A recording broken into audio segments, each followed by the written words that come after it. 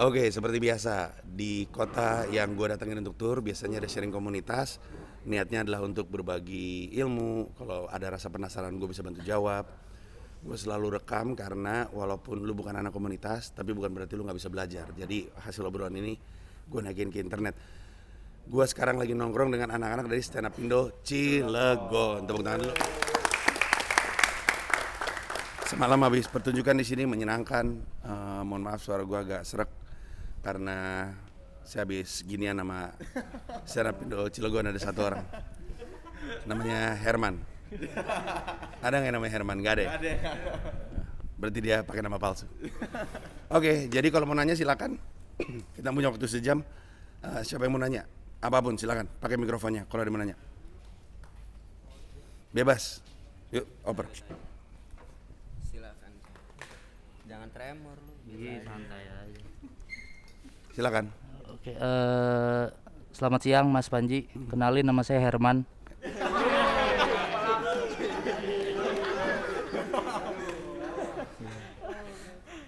Kok semalam Mas Panji ninggalin saya sih, Mas? Oh iya, saya dari komunitas Stand Up Cilegon, nama saya Cahyo, Mas. Saya pengen tanya, gimana sih cara kita bisa memiliki karir yang menjanjikan di stand up tanpa harus ke Jabodetabek? Gitu, Mas. Terima kasih. Kenapa bereaksi lu?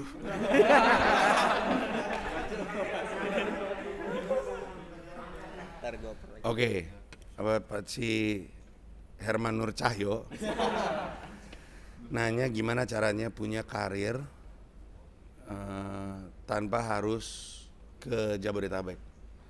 Ini dibagi dua ya. Pertama punya karir, baru punya karir tanpa harus ke Jakarta atau Jabodetabek. Karena itu dua hal yang berbeda. Gua akan coba jawab dalam jawaban yang lebih dipahami orang umum ya. Karena kan yang nonton kan orang luar juga. Lucu sekali itu gampang. Lucu 3 kali 4 kali itu agak susah. Lucu setiap hari selama seminggu, setiap bulan, sepanjang tahun, siang, sore, malam, pagi, outdoor, indoor, di depan anak sekolahan, di depan anak kuliahan, di depan orang kerja, di depan pemerintahan, itu susah. Lu hanya bisa punya karir kalau lu punya konsistensi dalam menjadi lucu. Kalau lu nggak konsisten dalam menjadi lucu, nggak bisa punya karir. Orang menang main karambol sekali juga nggak disebut jago karambol kan. Orang menang catur sekali 2 kali nggak akan punya reputasi jago catur. Stand up juga gitu. Lu lucu sekali nggak bisa nyebut diri lu stand up comedian. Banyak soalnya yang open mic pecah sekali tiba-tiba naruh CP di bio-nya. Ada yang kayak gitu. Nih, dia bengong sendiri, lu ya orangnya. Dia bengong gini. Saya tuh kata dia gitu. Jadi untuk punya karir yang mesti dipikirin adalah gimana caranya gue punya joke yang solid sehingga kemanapun gue pergi, kapanpun gue manggung, di depan siapapun lucu. Dan gak bisa cuma 5 menit, 15 menit. Gak bisa. Kenapa? Karena untuk punya karir, lu harus salah satu bentuknya adalah lu harus manggung di depan orang yang sama. Harus tuh. Gue ulang. Kalau mau punya karir, lu harus manggung di depan orang yang sama. Artinya lu pernah manggung di situ, lu manggung di situ lagi. Yang gue maksud adalah penonton kita sendiri. Ini bukan corporate gig. Penonton yang datang untuk karya kita. Untuk punya karir lu harus punya karya. Untuk punya karya lu harus punya penonton. Untuk punya penonton yang jumlahnya cukup banyak sehingga lu bisa hidup dari karya lu harus tumbuhin penontonnya. dari 50 jadi 100, 100 jadi 150, 150 jadi 300, 300 jadi 600, begitu terus. Dilihat dari jumlahnya, besar kemungkinan orang yang sama datang mulu. Nggak mungkin dong lu bawain joke yang sama tiap manggung. Artinya untuk bisa punya karir harus mau rajin nulis. Langsung nunduk. Saya tolol. Harus mau rajin nulis, harus dengan cara apapun ya, dengan cara apapun. Harus mau latihan, harus berjuang dalam arti kata, jangan selalu ngambil apa yang disodorin sama lu. Komunitas ngasih lu seminggu sekali, jangan terima. Bikin aja sendiri open mic. Cari aja kesempatan lain. Gue selalu ngambil contoh Yudakan, yang ironisnya sekarang udah jarang stand up. Tapi Yudakan itu selalu stand up dimanapun dia punya peluang untuk stand up. Dia pernah datang ke acara Midnight Sale, nggak tahu nemenin siapa dia di situ. Tapi ada panggung. Dia nanya sama orang departemen sore, saya boleh stand up nggak? Stand up dia di situ. Kami lagi tour, gue suruh stand up di bis, stand up dia. Dimanapun ada kesempatan stand up. Yang mungkin lo tahu Nope. Nope juga kayak gitu, dari zaman Suca. Awe cerita sama gue, dia kadang-kadang datang ke sebuah food court, nawarin diri untuk stand up. Kenapa? Karena dia tahu, lebih daripada orang-orang yang di dalam komunitasnya, dia pengen memastikan dia bisa hidup dari stand up. Kalau lu cuman ngambil apa yang disodorin sama lu nggak bisa lebih tinggi daripada orang-orang lain di sini. Orang lain di sini latihannya seminggu sekali, lu 3 kali seminggu, 4 kali seminggu. Kenapa? Karena lebih dari yang lain, lu mungkin pengen punya karir, yang lain mungkin enggak, dan nggak apa-apa. Kadang-kadang stand up adalah jalan kita ketemu yang kita cintai. Ada yang harus lewat stand up dulu untuk jadi content creator, ada yang jadi stand up dulu untuk jadi aktor atau jadi penulis film, nggak apa-apa. Tapi kalau untuk mereka seminggu sekali latihan mah nggak apa-apa. Lu kan pengen punya karir di stand up, usaha lu mesti lebih. Jadi untuk punya karir mesti punya joke yang banyak dan selalu solid, dan hanya dengan nulis, dengan latihan lu bisa tahu itu dan bisa numbuhin stok joke lu.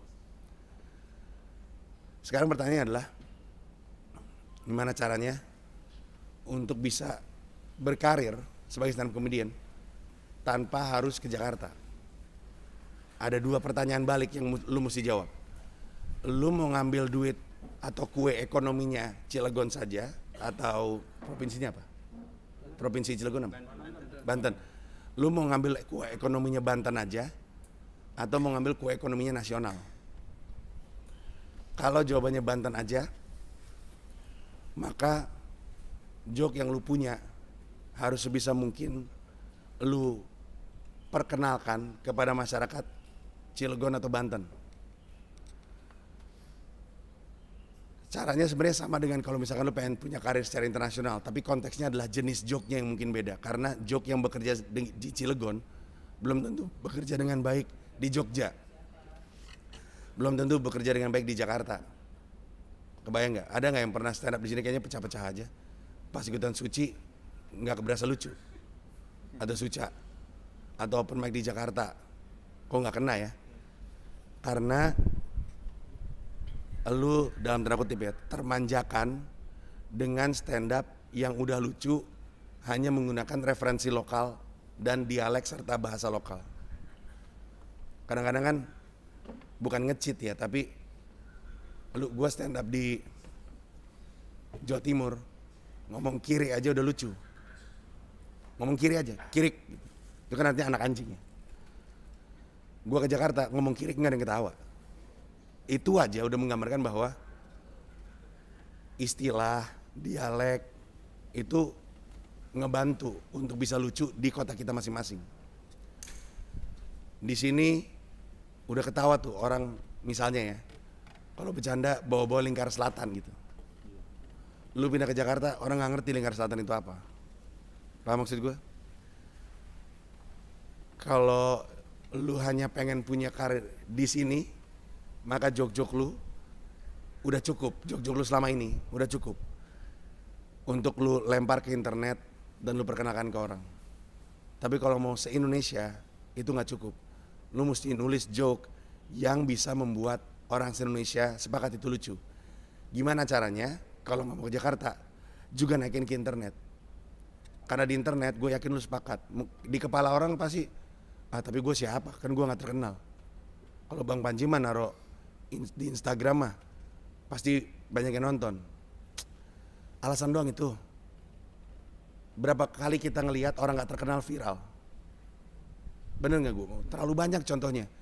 Terlalu banyak sehingga kita tahu siapapun yang ngomong itu. Alasan doang. Kalau lucu ya lucu aja. Kalau unik ya unik aja. Ada banyak banget orang gak tahu dia siapa. Viral udah gitu doang. Nah jadi lu mesti rutin naikin. Dan mesti sabar. Kenapa?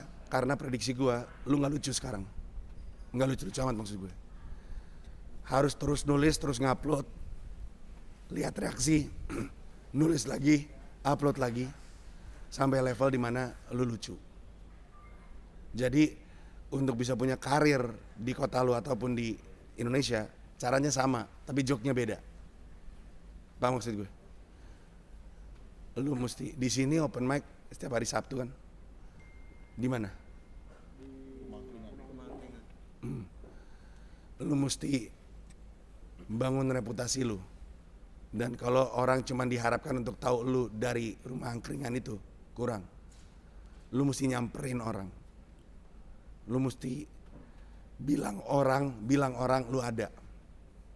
Nggak bisa ngajak orang ke rumah angkringan namanya. Itu sama aja ngajak orang ke sosmed kita. Kalau orang nggak tahu lu siapa, gimana cara bisa datang? Paham maksud gue? Mesti keluar. Ya. Nah, thank you. Makasih banyak. Siapa lagi mau nanya? Sama teh panas kali ya? Kiki ya? Thank you. Baik, maaf ya. Oke, silakan. Selamat siang Bang Panji. Kaosnya belakang gimana? Belakang kaos lo. Belum punya gue, masih ada nggak? Ntar beli ya? Iya, silakan. Nama aku Bambang Sinaga. Aku orang Batak. Stop. Depannya Bambang, belakangnya Sinaga. Iya Bang. Lucu banget anjing. Ada nama aku itu Bambang Sulistiono Sinaga. Lucu. Iya Bang. Itu seriusan. Aku asli orang Batak, tinggal di Sumatera Utara itu dari lahir sampai SMA. Dan terus merantau ke sini ngikut komunitas stand up Indo Cilegon. Yang mau kutanyakan itu di sini, mungkin kan banyak orang-orang unik yang abang bilang kalau misalkan kau mau berkarir itu harus jadi orang yang beda.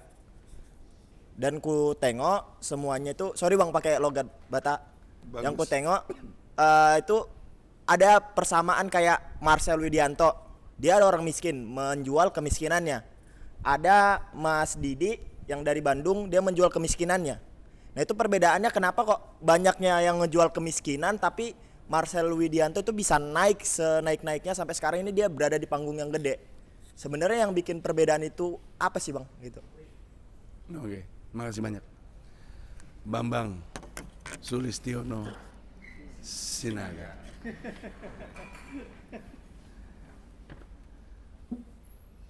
Ada dua jawaban. Ada dua jawaban besar. Yang pertama adalah konsistensi. Ingat nggak tadi gue bilang ada orang yang berkali-kali manggung dan nyari peluang untuk manggung. Marcel, konsistensi dia dari dalam nyari peluang untuk mau manggung terus dan muncul terus walaupun bukan stand up, itu di atas rata-rata. Artinya Kang Didi memang udah baik, tapi Marcel di luar batas normal. Semuanya disikat. Ada zaman-zamannya sebelum dia muncul mulu di TV. Ingin ngapain dia lakuin?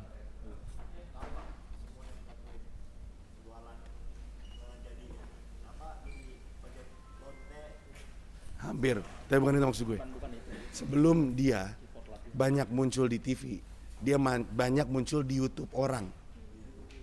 Hesti, Uus, konsisten lagi. Jadi kalau Hesti manggil, thank you. Kalau Hesti manggil, gue butuh nih, ya ayo. Uus manggil, gue butuh nih, ayo gitu. Karena si Marcel ini lucu. Setiap podcast butuh lucu, walaupun orangnya nggak lucu gitu, butuh kelucuan. Marcel dipanggil, ayo. Marcel bahkan ada waktunya suka muncul di Denny Cagur. muncul mulu dia. Dan setiap kali muncul lucu mulu. Sorry ya, narkoba dulu.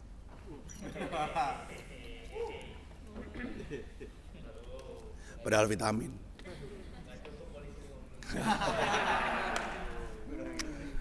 Nah, jadi masuk akal kalau pada akhirnya lebih banyak orang yang tahu Marcel. Marcelnya nongol mulu. Marcel mah enak masih single. Kang Didi susah kan punya anak. Iya. Susah. Artinya gue pengen ngomong ini bukan pengen merendahkan Kang Didi. Kang Didi punya jalannya sendiri. Yang kedua, jawaban yang berbeda adalah segmen pasar.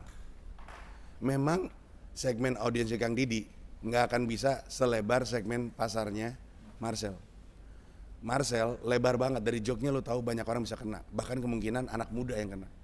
Kang Didi tuh ada yang rumit dari jok, bukan rumit ya, maksudnya ada kompleksitas, ada yang butuh pemahaman yang lebih matang untuk nangkep lucunya Kang Didi. Karena Kang Didi kena tipuan kuli, tapi cara berpikirnya pinter banget. Yang berarti segmen pasarnya ya sempit. Kang Didi dengan komedinya dia ditaruh di acara kayak Tonight Show nggak kena. Marcel seperti Tonight Show kena dia. Nah jadi emang segmen pasarnya beda dan nggak mesti dipaksain. Gue dan misalnya Adriano Kalbi, jangan deh. Rindra, tau Rindra? Ponakannya tuh. Ya, ponakannya Om. Menurut gue lebih lucu Rindra. Tapi segmen pasarnya mungkin gak akan selebar gue. Gue ngomongin hal-hal yang merupakan isu-isu keresahan banyak orang. Rindranya ngomongin apa yang dia pengen ngomongin aja. Dan gak apa-apa, bisa juga hidup dari situ. Bukan berarti karena pasarnya ceruk, duitnya dikit. Enggak, itu mah urusan pemasaran dan bisnis aja. Yang beli sendal Swallow jauh lebih banyak daripada yang beli sendal, lo tau Hawaiianas nggak? Ada deh sendal jepit kayak Swallow, cuman ada print gambar-gambar aneh aja. Perbandingannya segini banding segini gitu misalnya. Swallow mah banyak banget yang beli. Bukan berarti bukan perusahaan sukses si Hawaiianas, gede juga. Jadi itu dua jawabannya. Jawab? Thank you.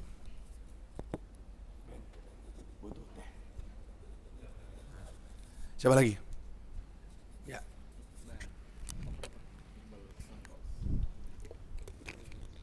Ini pencet aja. Oh benar gua ya? Iya bang. Dar-dor Anda semalam saya dengar ya. Waduh. Arogan Anda sekarang ya? Enggak, bang. Kenalin, nama gue Iqbal Santos. Mau nanya, kalau lu nih ngejalanin kombut itu kayak gimana ya, biar kita bisa kombutnya itu untuk kayak komunitas kita itu enaknya kayak gimana gitu, dan kombut yang bener dan baik itu kayak gimana menurut lu? Itu yang pertama. Yang kedua, kemarin kan gua alhamdulillah udah bikin show sendiri gitu beberapa bulan yang lalu, dan alhamdulillah yang nonton juga ada 80 orangan. Terus kan gimana caranya sih untuk menumbuhkan penonton baru gua gitu tuh untuk kedepannya gitu, yang ingin nonton lagi. Terima kasih, gitu aja Bang Panji. Thank you, bagus jawabannya. Bagus pertanyaannya. Gue mau jawab yang pertama dulu ya. Tapi gue lupa, apa tadi pertanyaannya? Ya. Kombut secara definisi kan komedi buddy atau teman komedian yang bantu kita ngembangin joke. Tidak ada teknik yang benar, adanya yang pas untuk masing-masing orang. Tiap orang beda-beda. Di markas Comika, talent dan Comika itu sering atau rutin kombut, fasilitas dari Comika, supaya komikanya nulis mulu, open mic mulu, bisa spesial mulu. Ada yang cuman seneng dibantu, mesti ngelihat ke arah mana dari sebuah premis, tapi nggak mau ngambil punchline. karena merasa punchline itu subjektivitas gue. Kadang-kadang kan ada punchline yang emang nggak pas juga sama kita. Ada yang nerima punchline. Orang boleh ngasih punchline, nanti dia mikir gue ke arah mana gitu. Kalau gue setiap kali kombut, gue selalu ngasih tahu beatnya. Kadang beatnya belum nemu lucunya, kadang belum nemu lucunya artinya belum ada punchline ya. Kadang udah ada punchline tapi nggak kuat. Lalu kadang-kadang dibantu untuk gimana kalau gini. Itu sebenarnya bisa gini gitu. Terus biasanya dengerin orang ngomong pendapatnya soal beat kita, itu justru membuat kita atau gua dalam hal ini nemu anjing bener tuh gitu. Kayak contoh, makasih banyak. Nggak usah pakai gula nggak apa-apa ya. Kayak contohnya beat yang partai baru yang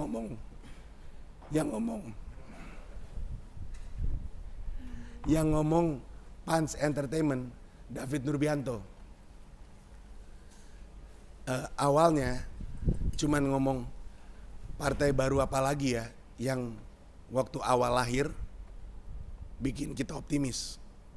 Terus diskusinya ke semua partai baru bikin kita optimis. Enggak juga, terus ada soal partai idaman, partai berkarya. Cilegon mantap, boleh katanya partai berkarya. Terus gue ngomong PAN. Terus oh iya bener PAN lu keren banget.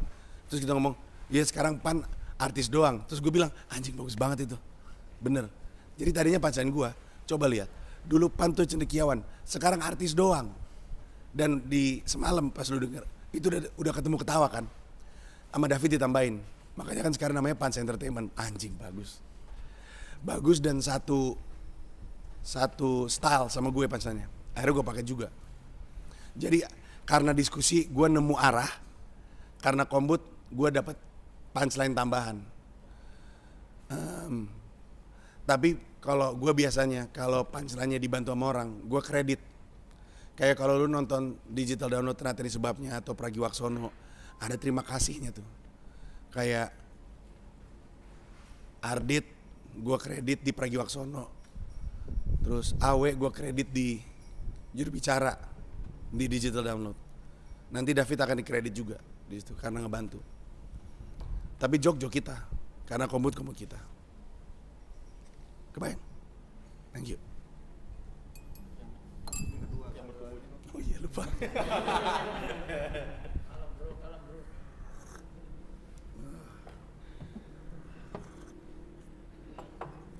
Pertanyaan berikutnya adalah gimana caranya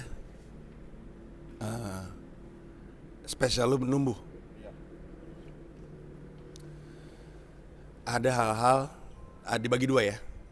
Ada hal-hal yang lu pikirin ketika acara supaya nanti numbuh, dan ada yang lu pikirin setelah acara supaya nanti numbuh. Yang pas acara yang dipikirin adalah experience yang nonton. Gua kasih masukan ya. Kalau orang beli tiket untuk nonton lu, untuk datang ke show lu, itu bukan pengen nonton stand up.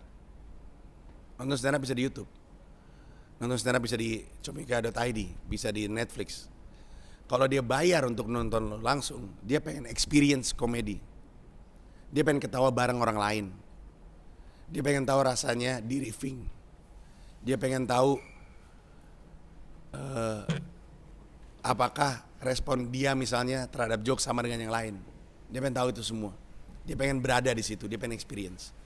Yang berarti ketika experience sifatnya yang mesti dibantu adalah semua indera. Karena kalau cuma nonton, yang dipuaskan kan mata. Tapi kalau experience, semua indera mesti bagus. Indera perasaannya mesti dipikirin. AC-nya kedinginan atau enggak, atau kepanasan, banyak nyamuk atau enggak. Itu di sini tuh. Mesti dipikirin yang dia cium. Karena gue tahu, gue pernah datang ke sebuah pertunjukan, bau bakar asap. Nggak enak tuh. Dia mesti dipikirin pegel dan panasnya.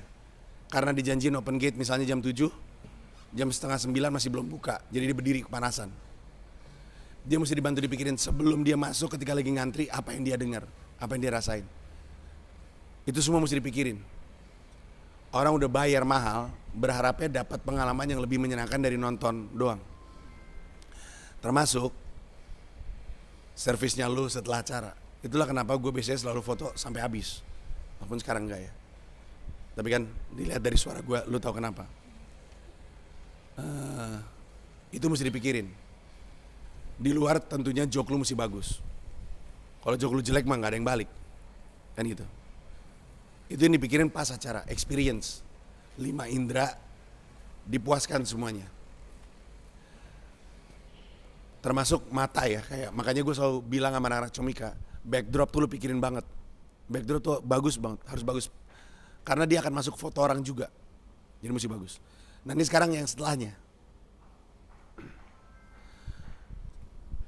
Untuk bikin orang lebih banyak datang, berarti kan mesti lebih banyak orang tahu lu lucu. Yang datang baru tahu. Kalau dia puas dia akan datang lagi. Tapi dari 80 lu pengen 150. Berarti kita mesti ngasih tahu lebih banyak orang joke kita seperti apa. Yang berarti lu mesti ngupload klip-klip stand up lu. Lu bisa bikin podcast, lu bisa bikin konten lucu. Tapi kalau podcast dan konten lucunya tidak menggambarkan joke lu seperti apa, dia nggak akan datang. Orang sekarang duit segitu-gitunya doang. Makanya ketika mereka belanja, mereka mau yakin. Nggak ada orang beli sepatu kalau nggak dikasih lihat sepatunya seperti apa. Mau beli sepatu nggak? Kayak gimana? Ntar aja makanya datang. Ada posternya nih. Ada poster gimana cara beli sepatu. Beli dong sepatunya. Emang sepatunya bentuknya kayak apa? Ya beli dulu dong. Nanti lu tahu siapa yang mau beli kayak gitu. Nggak ada. Ini nasihat yang paling sering gue ulang tapi nggak pernah diturutin. Sekarang udah mulai. Taruh klip lu di Instagram, nggak usah panjang-panjang. 1 joke aja 1 beat. Sekarang aja gue ngupload cuma berapa detik kok. Dengan konsisten, karena kalau lu durasi lu berapa kemarin? Menurut lu yang aman berapa banyak? Yang aman, yang lu nyaman taruh di internet. Berapa menit? Berapa menit? 70%? Oke. Usul gua 70% itu naikin semua. Tapi jangan langsung. Seminggu sekali atau 2 kali seminggu. 75 menit itu banyak. Kalau lu potong dikit-dikit, lu akan khawatir kan. Kalau di Comika, lu bakal naruh di Comika ID nggak? Nah, biasanya yang naruh di Comika ID bilang, ya nggak ada yang beli dong, beli. Nggak ada yang suka nonton klip cuman 30 detik. Beli mereka, kalau emang bagus beli. Malah nggak akan beli kalau lu nggak kasih tahu joke-nya kayak apa, ya kan? Taruh, lalu selalu konsisten untuk bilang bahwa makasih ya udah nonton. Kalau gua bikin show nonton ya gitu. Biar nempel di kepala mereka. Oh ini orang mau bikin lagi, ya. Dan jangan gimana cara ngomongnya? Jangan lupa untuk belajar dari statistik show pertama lo. Untuk show kedua lo. Jangan terlalu gegabah dalam masang harga tiket. Kayak, oh kemarin 50.000, sekarang 500.000 laku nih gitu. Pelan-pelan. Lu mesti ingat tiket lu habis berapa lama. Kalau lu waktu itu pakai pre-sale sama pakai harga normal, harga normalnya terjualnya seberapa cepat. Lu mesti mikir yang kayak gitu-gitu. Biar bijak. Kejawab? Thank you. Apa lagi? Silakan. Bang, kayaknya ada Bel lagi. di satunya. Ya, silakan. Ya? Kiki? Nindi, silakan. Jadi gue mau nanya kan sejauh ini gue lihat wanita perempuan tuh sedikit ya. Apakah itu ada hubungan dengan act out atau gimmick yang dikeluarkan itu susah kan dibanding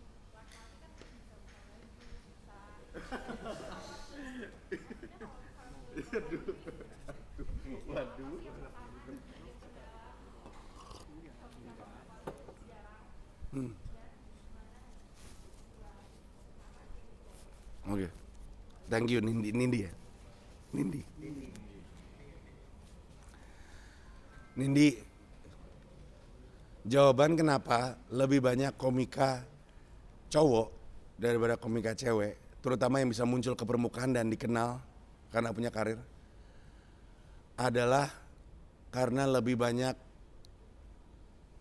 komika cowok yang bisa ngebangun karirnya sampai level di mana dia lucu terus. Dan ini bukan berarti cewek nggak bisa. Itu gue sebut supaya lu berhenti berpikir bahwa alasannya adalah karena gimmick. Karena memang benar cowok bisa buka baju. Tapi buka baju tuh nggak kemudian jadi lucu kan. Coba aja si siapa Santos mana naik atas panggung, joget nggak lucu terus buka baju, makin nggak lucu lagi, makin kesel orang kan.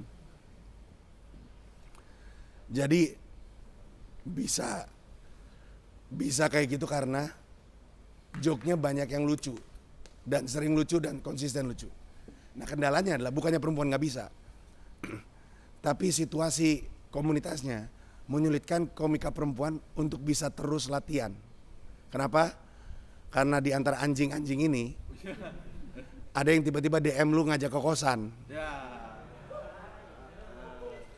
Lu mikir kan, anjing gua kesini pengen jadi stand up comedian bukan jadi tempat orang ngewe. Makanya banyak stand up comedian ngomong sama gue males banget harus mikirin kayak gini-gini. Makanya yang bertahan tuh komika-komikanya antara mentalnya baja, bertahan sama gitu-gitu, atau emang seneng ngewe.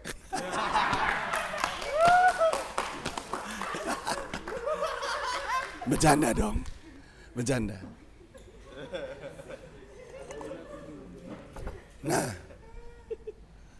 Nah, itu yang Comika lagi berusaha untuk ubah. Kami bikin LOL, open mic untuk perempuan doang. Ladies out loud. Pengen dimulai rutin, tapi lagi-lagi kendalanya adalah ternyata komika perempuannya juga memang kurang banyak untuk bisa bikin konsisten. Tapi nggak masalah, pokoknya selama perempuan kami suruh naik aja, nggak harus ada komunitas. Dan memang LOL kemarin banyak yang bukan komunitas kan, banyak. Pengen kami siapkan sebuah lingkungan yang aman untuk komika latihan. Jamnya selalu lebih dini karena perempuan-perempuan di Indonesia secara kultur diharapkan untuk nggak begadang. Sementara anjing-anjing ini ngomongnya open mic jam 8, sound baru pasang jam setengah 10. Anjing, tolol.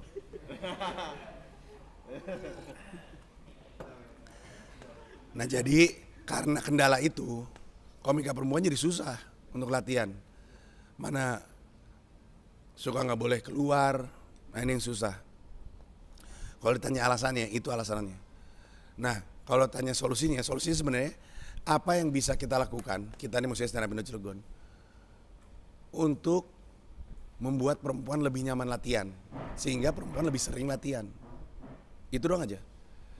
Kalau misalkan komika stand up Indo Cilegon bisa bikin jam 7 dan bikin jangan ngerokok. Kalau di markas komika kan emang nggak boleh ngerokok. Bikin gak ngerokok, konsisten jam 7, jangan sange. Harusnya kan membuat cewek lebih pede. Plus hati-hati sekali. Perempuan sekarang tuh berani. Perempuan sekarang jauh lebih pintar, mereka jauh lebih berani. Sehingga bercandaan-bercandaan yang seksis dan cenderung menjadikan mereka sebagai objektifikasi, itu akan membuat perempuan nggak balik untuk nonton open mic lu. Dan kalau mereka balik aja nggak, gimana mereka terpikir pengen jadi stand up comedian? Gue pernah waktu itu, ini cerita favorit gue. Waktu itu gue ngelihat MC stand up Indo Jakut. Terus saya sebut aja Jakut emang anjing Anda. Terus lagi mencoba menghangatkan suasana. Di depan ada 2 perempuan cakep. Mbak, tetenya gede banget, punggungnya nggak pegel gitu. Tetenya gede banget, punggungnya nggak pegel. Itu ada perempuan yang bisa dibicarain kayak gitu, tapi kebanyakan perempuan nggak bisa dibicarain kayak gitu. Iya. Cewek kan Itu tuh ada tuh. cewek kan kemudian Kebalik, maaf. gampang tersinggung kan. Ya, Jadi kebanyakan masih kebalik. jarang ada yang Iya. mau jadi komik gitu. Betul, betul. Apalagi cewek biasanya kalau misalkan ngerasa dianya lucu udah naik tapi nggak sesuai ekspektasi, biasanya gitu nggak bakal datang lagi. Iya. Nah memang kalau itu memang faktor internal, tapi gue nggak ngerasa cewek itu baper, cowok juga banyak yang baper. Malah kalau kita ngomongin probabilitas, lebih banyak cowok yang baper karena nggak lucu di panggung dan nggak balik lagi. Jadi misalkan dari 100% cowok, mungkin 40% kali dibanding cewek gitu.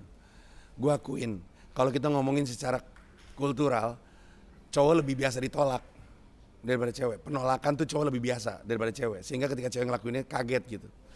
Tapi kalau ada cewek yang bisa ngelewatin itu, menurut gua akan baik-baik aja. Jadi kalau itu malah lebih enak. Itu yang lu benerin diri lu sendiri, itu bisa.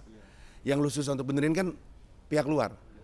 Lu susah tuh berharap komunitas, walaupun komunitas lu, tapi berharap sama orang lain itu kan susah. Yang lu bisa lakuin kan diri lu sendiri. Baper, emosional, maluan, ini bisa lu benerin sendiri.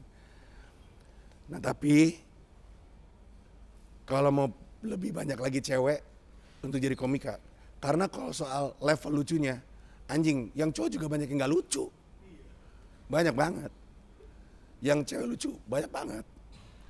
Jadi yang dipikirin cuma gimana caranya kita bantu siapin tempat supaya komika lebih nyaman latihan, supaya lebih sering latihan, supaya lebih cepat solid, supaya lebih punya karir. Itu aja ya. Thank you. Siapa lagi? Ya, enggak, masih ada lagi kok. Ini dia boleh. Bismillahirrahmanirrahim, Pak. Kenalin, nama gue Muhammad Rizky Ardana. Gue mau nanyain soal Coki sama Muslim tuh sering bilang kalau tragedi plus waktu sama dengan komedi. Kalau kalau waktunya dihapus, itu bisa jadi komedi atau enggak? Atau jadi tetap tragedi aja utuh? Itu pertanyaan gue. Maksud gue kayak kalau misalnya orang depresi, bisa nggak sih orang depresi ini nulis materi di saat yang sama dia sakit, tapi dia menghibur dirinya dengan komedi? Itu doang, bro. Terima kasih. Panggilan lu apa? Hardana. Hardana, yang orang jarang bahas,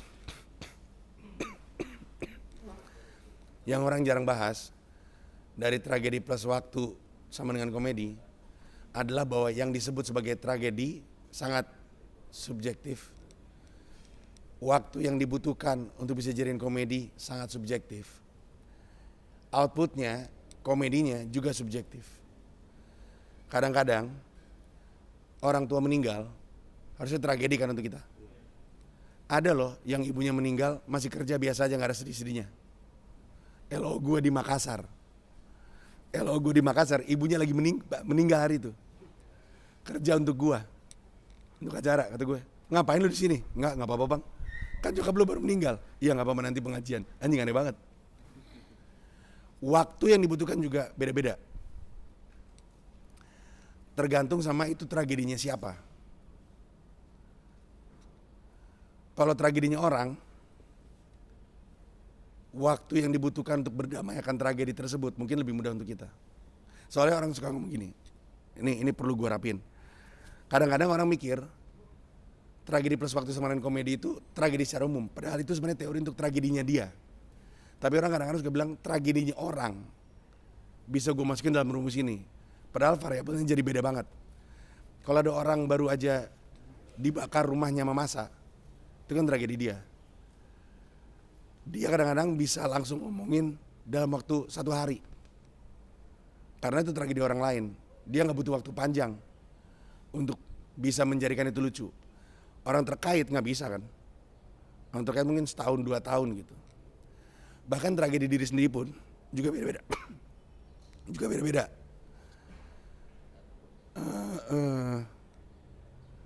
Kalau misalkan orang tua gue meninggal, atau ada 2 orang yang orang tuanya meninggal, ada yang bisa langsung bahas hari itu juga, karena buat dia waktunya itu cukup. Ada yang nggak bisa. Nah pertanyaan lu kan, Kalau faktor waktunya nggak ada, alias pada saat itu juga, bisa nggak dijadiin joke? Ya tergantung orangnya. Kebanyakan nggak bisa. Dia yang merasa bisa, juga mesti mengkonfirmasi benar nggak dia udah bisa bikin itu sebagai bahan bercandaan dari reaksi penonton. Dia bilang bisa kok gue nulis soal depresi gue, ditulis sama dia. Pas dia bawain ke panggung, nggak lucu, mau ngomong apa? Berarti belum bisa. Karena dia belum berdamai. Jatuhnya kalau marah belum berdamai dan jadiin materi stand up, di atas panggung marah-marah. Sehingga jatuhnya kalau depresi belum berdamai diomongin di atas panggung, jadinya kayak orang depresi. Nah, yang mengkonfirmasi bener nggak kita udah berdamai, bener nggak waktunya pas, emang penonton. Hardana kejawab? Thank you. Mikrofon.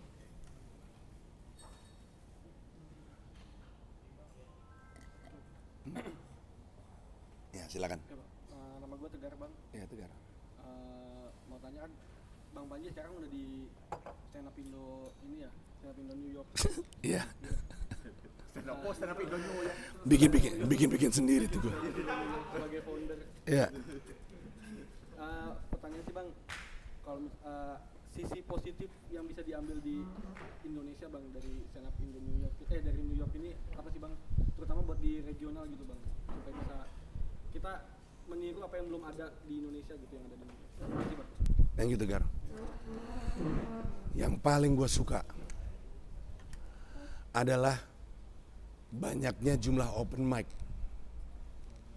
dan tanpa batasnya open mic mereka. Mereka ada open mic, salah satu yang paling rame, yang ukurannya cuma sekamar kosan. Orang yang muat di dalam ruangan itu cuma 8 sampai 10 orang. Iya, benar. Ruangannya nggak ada jendelanya, cuman kayak penjara, pintunya aja pintu besi, pintunya aja nggak ada jendelanya. Namanya Tiny Cupboard Studio 315, karena itu apartemen nomor 315, lantai 3. Kenapa rame? Karena komika sebenarnya cuma butuh tempat latihan. Di Amerika Serikat, open mic itu dipakai untuk dia ngelatih cara ngomong apa yang dia pikirin. Berulang-ulang. Sehari di Tiny Cupboard Studio, itu open mic bisa dari jam 3, berarti ada 4 sampai 5 open mic. Tempatnya kayak gitu, coba lu bayangin. Sementara kita kan kadang-kadang harus ngeliat, bisa nih gue jadi open mic gitu kan. Wah nih, bisa nih jadi open mic. Padahal buat mereka, semua juga bisa jadi open mic. Jadi, salah satu yang kita bisa pelajarin adalah, kalau emang kita butuh latihan sesering mungkin, open mic bikin aja di mana-mana. Terus lu bilang, tapi gimana kalau yang datang kita juga? Ya nggak apa-apa, di Amerika juga gitu kok. Yang lu mesti latih adalah bener nggak cara ngomong lu. Karena ditulis doang, nggak ada yang tahu itu lucu atau enggak. Setidaknya walaupun 10, misalkan lu ada open mic, cuman muat 10 orang. Tapi ketika lu ngomong, lu bisa lihat reaksi yang nonton ngerti atau enggak. Itu yang paling gue suka. Terus yang kedua, yang kita bisa pelajarin dari skena di New York ya.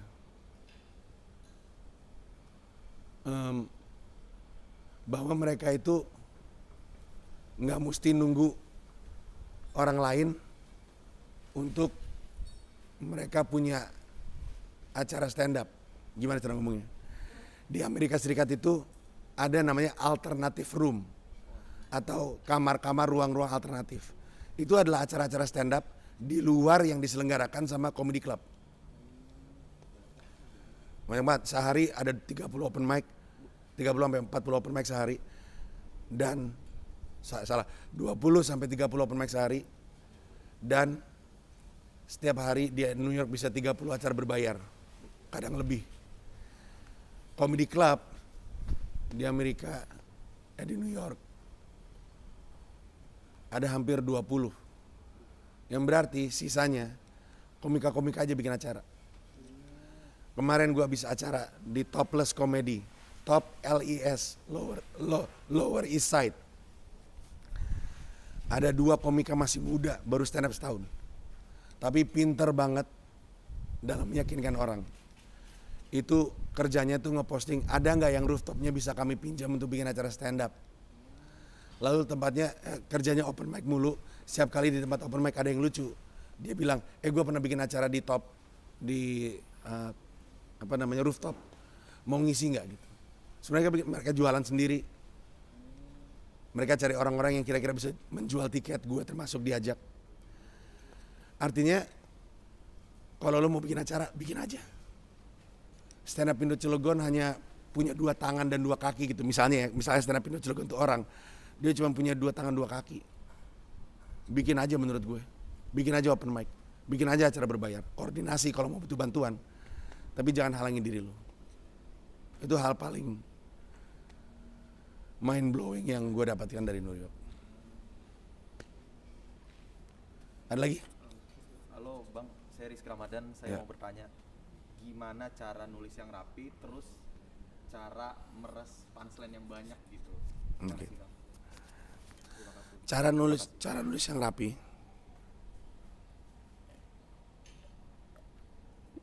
Bentar ya.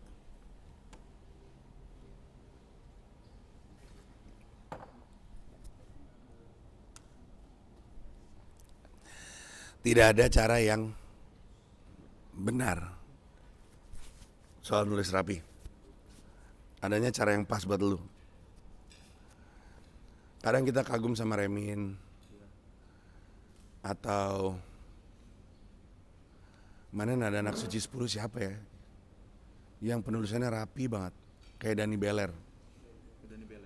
Ya, siapa namanya ya? Ada orang cara ngomongnya aja kayak Dani Beler. Gue lupa. Bukan Marcel. Dwik. Bonar pun juga sebenarnya rapi kalau nulis. Cuman cara mereka nulis juga beda-beda. Kita sebut mereka rapi karena yang kita lihat itu presentasinya yang rapi, deliverynya yang rapi. Penulisannya belum tentu loh. Chris Rock aja nggak pernah nulis.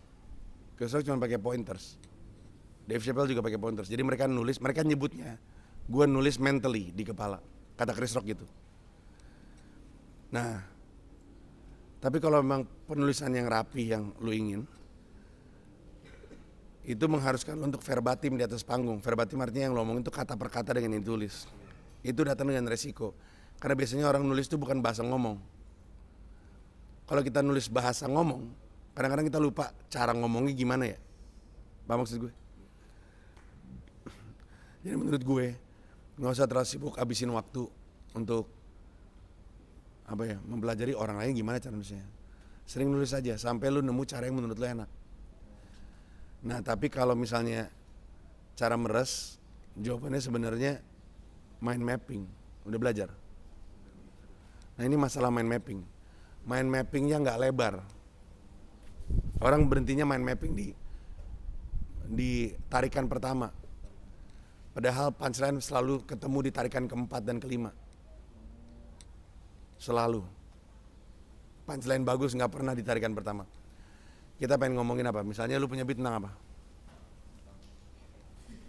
Beat lu sendiri tentang apa? Tentang orang tua gitu misalnya.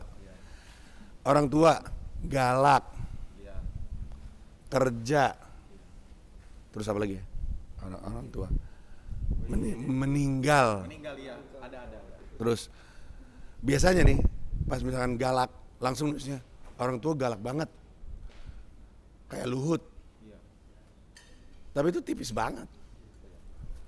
Galaknya lu tarik lagi. Waktu itu pernah ngapain? Kenapa lu sebut galak terus aja? Misalkan waktu itu pernah digampar, tarik lagi. Punchline itu selalu ketemu di ujung-ujung luar. Komika-komika anjing suka males. Berhentinya di tarikan pertama. Jadi kalau mau main mapping yang benar, nariknya mesti lebar. Ini pertanyaan gue ketemu di semua sharing. Iya, yang berarti kebanyakan komika-komika Indonesia merasa mind mapnya mereka salah atau kurang. Perasaan gue udah mind map.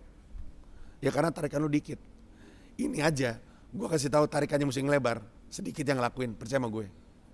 Karena males. Dan nanti kelihatan kok siapa yang beneran pengen jadi stand up comedian dan siapa yang beneran niat. Kalau ada orang lain gitu kayak gue salah satunya yang Mas Panji bisa nggak pakai mind map. Mas Panji udah siaran radio dari 2001. Mas Panji udah mind map selama 20 tahun. 21 tahun. Mas Panji udah mind mapping selama 21 tahun. Di tahun keberapa Mas Panji udah mind mapping sendiri di kepala. Jadi jangan dibandingin. Kalau belum lucu, nulis aja dulu. Mind mapping yang benar. Ya, kebayang. Oh ya, tadi kayaknya dia dulu deh. Ya. Oke, yuk. Selamat siang Mas Panji. Ya. Mau nanya ini soalnya dari tadi kan teknis ya. Ke bisnis sama marketingnya sih Mas. Karena saya udah dari 2013 kalau nggak salah ikut Stand Up Serang sih sebenarnya kan. Mumpung ada di Stand Up Cilegon juga ikut juga gitu.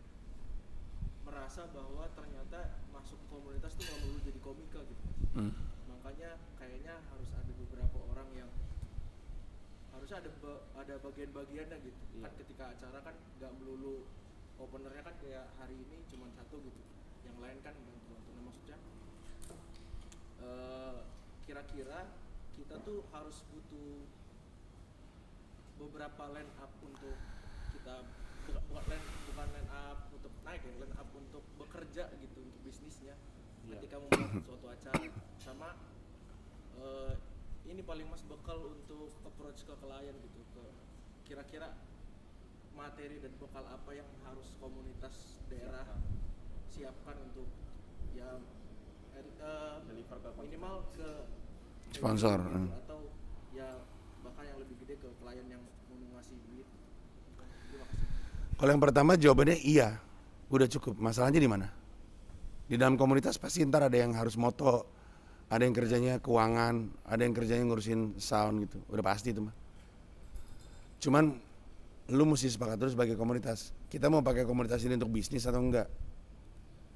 Enggak semua komunitas mau jadi bisnis, makanya biasanya ada tuh komunitas-komunitas yang karena nggak pengen jadi bisnis, anak-anaknya bikin bisnis stand up di luar komunitas. Ada juga komunitas yang sepakat, nggak apa-apa kita bisnisin aja yuk, ayo kita bisnis gitu, boleh juga. Tapi kalau misalkan emang pada akhirnya kalian bikin acara, memang nggak terhindarkan di antara orang-orang ini mesti lu lihat siapa yang pinter bikin poster, siapa yang bikin fotonya bagus gitu-gitu, itu mah udah pasti. Itu mah jalan natural aja, udah pastilah. Nah yang kedua, gimana caranya atau bekal apa yang mesti lu punya supaya gampang deketin sponsor kan, atau partnership gitu kan. Lu tahu Juki Kill the DJ nggak? Rapper. Kill the DJ, ya ada. Ya betul, betul. Dia bilang proposal terbaik adalah hasil kerja nyata. Yang berarti kalau orang udah tahu lu kayak gimana, lebih mudah untuk nembus. Tapi kalau orang yang nggak tahu lu kayak gimana, mau jualan kayak apa juga, mulut lu manis kayak apa juga susah. Gue setiap kali deketin sponsor, ini zaman gue masih sendiri jualan ya. Kalau pulang-pulangnya nggak ada yang ngajak foto, gue bilang sama tim nggak dapetin. Karena nggak ada yang kenal gue, nggak ada yang tahu gue tuh kuatnya di mana. Hampir semua proposal yang tembus adalah karena ada orang di dalam yang tahu gue stand up kayak gimana dan suka. Jadi modal yang mesti disiapkan adalah reputasi.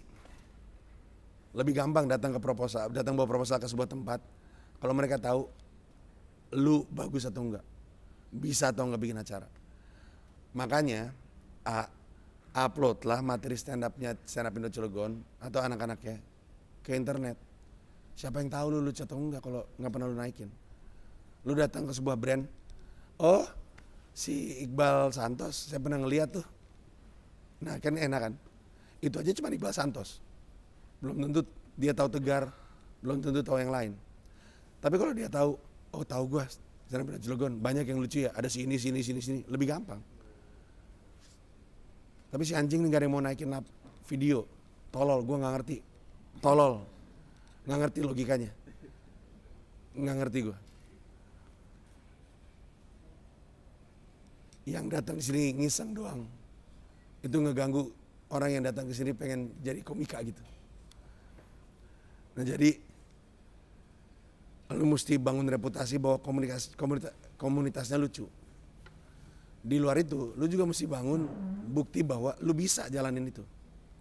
Lu datang ke sponsor, gue mau bikin acara dong, minta duit 10 juta. Orang ngasih duit ke lu kan karena percaya. Tapi kalau misalnya orang yang nanya, emang pernah lu bikin acara? Pernah. Mana ada fotonya nggak? Nggak, kami foto waktu itu. Dikasih nggak duit 10 juta? Nggak mungkin. Makanya dokumentasi itu penting. Mau itu open mic, show-nya Iqbal Santos, show-nya siapa. Dokumentasi, kasih lihat penonton itu bisa kayak gimana. Berapa banyak.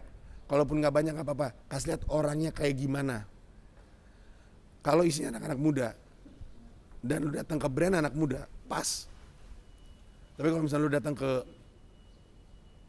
brand golf gitu ya, tas golf atau apa gitu, yang berarti bapak-bapak, lu minta duit, mau bikin acara, sementara penonton lu remaja, ya nggak masuk, ngapain gua ngasih duit. Jadi reputasi lu sebagai komunitas mesti jelas, dan hanya bisa terjadi kalau lu mau ngupload joke-nya, dan reputasi lu pernah bikin acara sukses juga mesti jelas.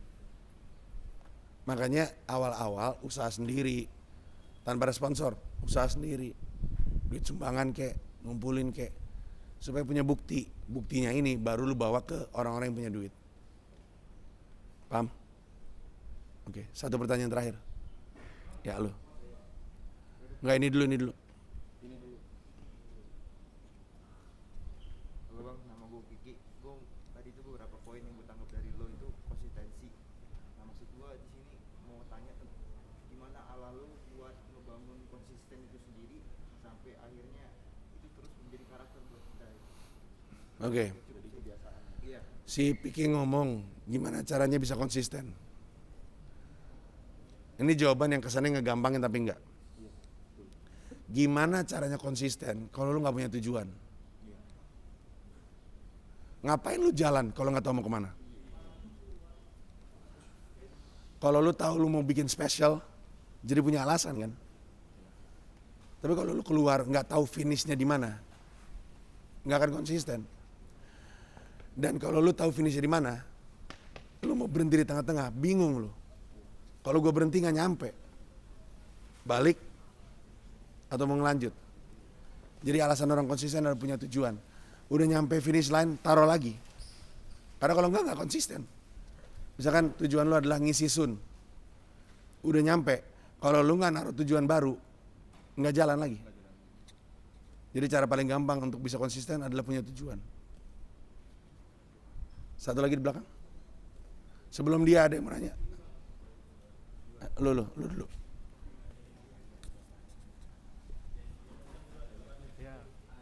Bang, kenalin nama saya Juan. Juan? Juan. Saya mau nanya tentang penulisan nih bang. Jadi punchline itu kan ada yang bersifat kayak sebuah patahan, sebuah asumsi penonton ya. Ada juga yang punchline itu isinya sebuah fakta. Nah, sedangkan punchline itu kan ada 3 layar tuh katanya. Ada 1 layar, 2 layar, 3. Kalau punchline sebuah fakta itu dia masuknya ke layar berapa tuh bang? Soalnya menurut saya perhatiin yang sebuah fakta itu lucu gitu bang, lucu banget.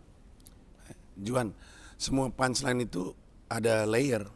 Yang fakta ada layer sampai 3 lapis. Yang pematahan asumsi bisa ada layer 3 lapis. Layer 3 lapis itu lebih kepada ke seberapa dalam lu nyari punchline aja. Seberapa, kalau lu males langsung pakai punchline pertama yang kepikiran sama lu, ya jadi joke gitu-gitu aja. Tapi kalau misalnya lu mau nyari lebih dalam, jadinya lebih nggak ketebak, makin kaget biasanya. Jadi mau yang facts, yang truth gitu ya, yang fakta atau kebenaran, tetap butuh layer.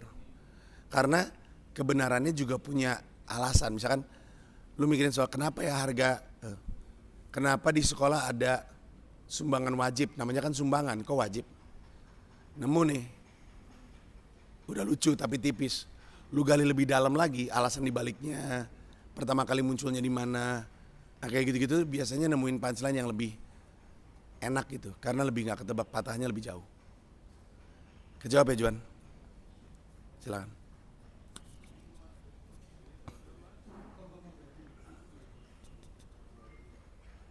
Assalamualaikum warahmatullahi wabarakatuh. Waalaikumsalam orang soleh. Salam sejahtera Juan. Cuma dua doang bang, ada muslim sama Kristen doang. Salam sejahtera, selamat siang Juan. Bapak di surga kok udah. Nama gua Toton bang. Bapak-bapak mental yang terjebak di anak-anak muda anjing ini. Jadi nggak ada pertanyaan sih bang, kalau secara teknis sebenarnya teman-teman juga kan setiap minggu mungkin haji, terus teman-teman juga buka buku lah ya, dibacakan juga teman-teman suka baca. Maksud saya momen ini momen dimana mungkin akan jauh lagi nih jaraknya gua ketemu lu lagi. Jadi gue sih pengen bilang makasih, pertama makasih banget melibatkan stand up Indo Cilegon gitu kan. Jika Comika ingin mencari talent atau panitia yang 10.000 kali lebih hebat, lebih profesional mungkin ada di luar sana, tapi kenapa Bang Panji dan teman-teman Comika melibatkan kita, mungkin itu bagian dari pembinaan, bagian dari melibatkan kita semua supaya itu tadi lah, kita tahu bagaimana membangun event, bagaimana event itu terbentuk.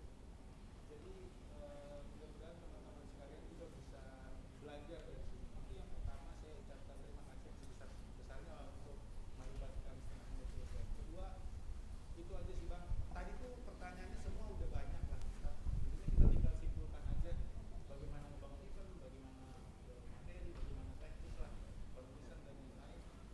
Ke depan tuh kita sih pengennya sebenarnya bang ya, ini Kita apa lu? ungkapin aja sebenarnya ini komika-komika kampung yang seperti kita ini, itu kan kalau di bisnis tuh ada mentor lah kira-kira. Maksud gua, bersediakah gitu ya, misalnya Comika gitu dalam putaran siklus pembibitan komik-komik di Jakarta itu melibatkan stand up Indo Cilegon untuk jadi ruang publishnya gitu. Misalnya Comika punya event publish Cilegon tuh, anak Cilegon coba garapin eventnya gitu misalnya gitu.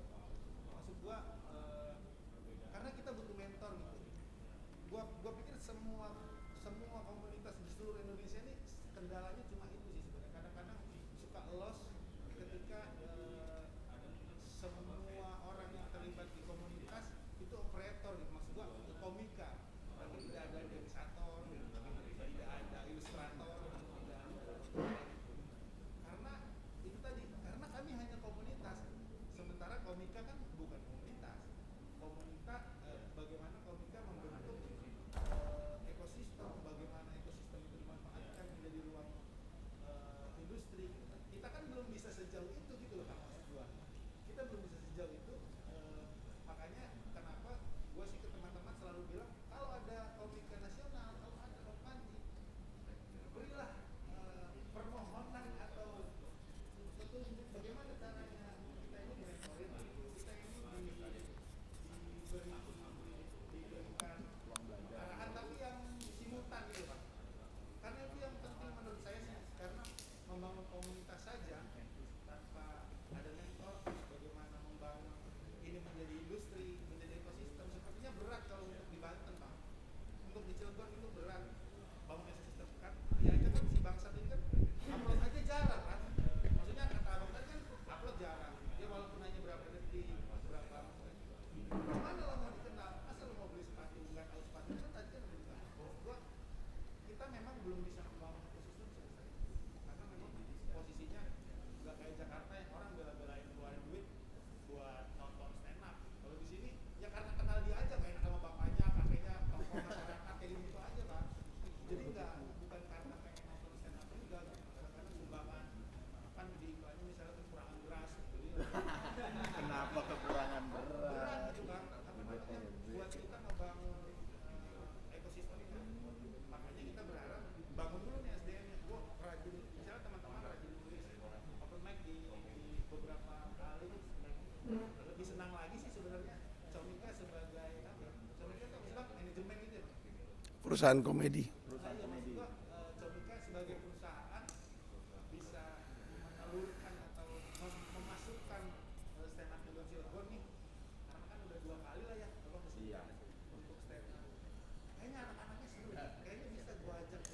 dibantu Bang gitu sih Bang. Intinya itu aja. Kalau gua nggak ada pertanyaan, tapi gua mudah-mudahan bisa membolak-balikan hatinya teman-teman ketika untuk bisa apa stand up Indo Cilegon itu dilibatkan dalam siklus putaran itu mungkin kan bisa jadi berapa tahun lagi kita nggak tahu. Kalau menunggu Panji lagi di sini kan kita nggak tahu. Tapi kalau komik-komik yang ada di komik itu kan banyak kan. Maksud gua kenapa nggak mereka juga main dong kemarin atas dorongan komik kayak gitu. Makasih Bang, itu aja kalau dari gua. Terima kasih udah mampir ke Cilegon. Mohon maaf Cilegon apa kota dengan keliling gunung berapi Bang. Terus ada beberapa perusahaan industri berbahaya di dunia adanya di Cilegon yang paling berbahaya dan orang-orangnya flat ya, anjing-anjingan Bang ya. Biasa-biasa aja gitu hidupnya. Ini kalau meledak satu Bang, habis kita Bang semua Bang. Ada pabrik kimia dasar, jadi posisinya ada gunung Krakatau itu, tapi biasa-biasa aja. Kami udah bahagia Bang, makanya ketika datang ke sini ketawa-ketawa tuh kita udah senang banget Bang. Makanya terima kasih untuk Comika, terima kasih Bang Panji. Mohon maaf apabila teman-teman ini banyak kurang-kurangnya lah. Intinya kita kasih dulu banyak untuk itu aja dari saya. Wassalamualaikum warahmatullahi wabarakatuh. Salam sejahtera.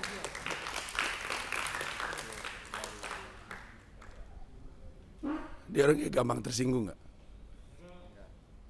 Enggak. Prediksi gue melucu ya kalau stand up ya.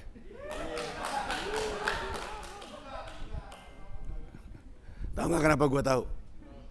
Untuk seorang komika lu terlalu banyak basa-basi. Ini masukan yang bagus buat lu. Gue pengen lu lucu. Yang efisien. Kalau ngomong panjang banget tadi, diulang-ulang mulu. Gue selalu ngomong gini di komunitas. Ini bukan menghina atau menjelekan. Gue setiap kali ketemu orang, gue pengen bantu dia lucu. Kalau lu mau lucu, lu harus berani trimming. Oh, memotong. Iya, itu penting sekali. Kita suka kebanyakan punchline, suka kebanyakan ngomong menuju punchline. Nah, yang pertama sama-sama. Yang kedua, kan pertanyaan lu adalah sebenarnya cuma ini. Bisa nggak sih Comika nge-mentor kami untuk numbuh gitu? Belajar dong sama Comika kirim orang kayak untuk apa gitu kan? Bener nggak gue? Atau kita yang sana gitu. Jawabannya mau tahu nggak? Tidak.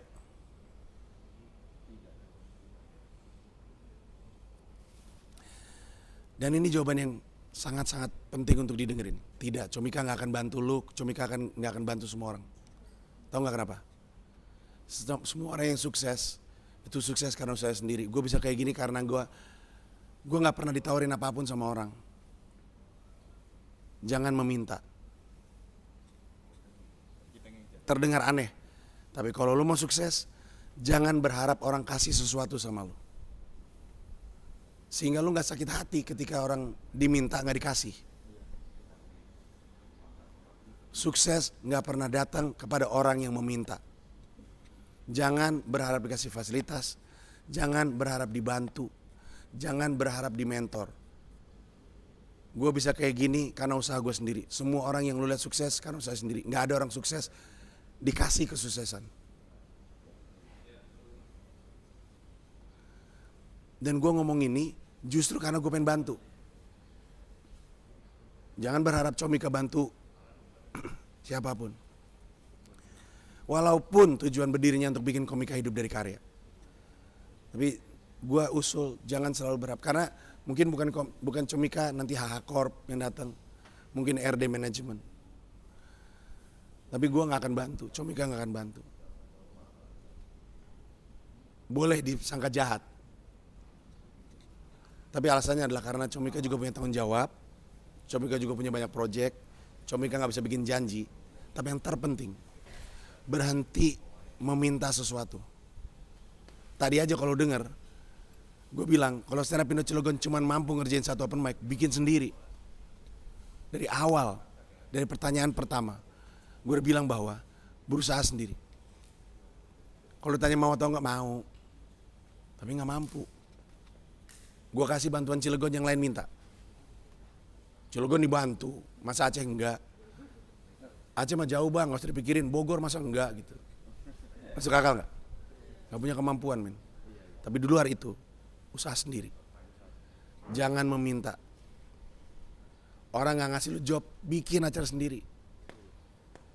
Orang nggak setuju permintaan lu bikin open mic sendiri. Nggak pernah sukses diberikan, sukses diperjuangkan. Jadi jangan pernah meminta. Bagaimanapun tadi adalah permintaan yang, kalau bukan pertanyaannya, permintaan yang bagus untuk nutup. Sukses itu datang karena usaha lo sendiri. Pada momen lu mulai nyalain, anjing karena manajemen gua sih kayak tai. Anjing komunitas gua sih goblok. Anjing kota gua sih kayak gini. Setiap kali lu nyalahin orang, lu menahan diri lu untuk bertumbuh. Semua salah lu. Walaupun salah orang lain, tapi ada peluang lu untuk mengubah itu. Semua salah lu. Kalau lu setuju bahwa semua salah lu berubah. Lagian gue juga sih terlalu ngarepin manajemen. Harusnya gue yang usaha sendiri. Gue doang sih yang berharap gue kerjain bener. Harusnya gue yang kontrol.